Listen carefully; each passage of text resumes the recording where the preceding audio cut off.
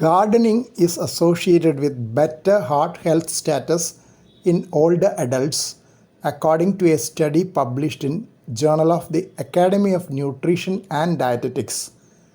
The study evaluated around 150,000 adults over 65 years reporting any physical activity and grouped them as gardeners, exercisers, or non-exercisers.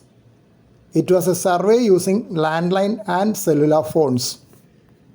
10.2% were gardeners, 60% were exercisers, and 30.8% non-exercisers.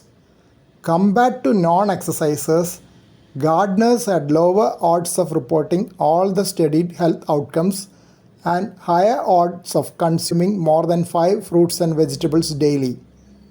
The health outcomes were stroke, heart attack, high cholesterol, high blood pressure, diabetes, poor mental health status, poor physical health status, and high 10-year mortality risk.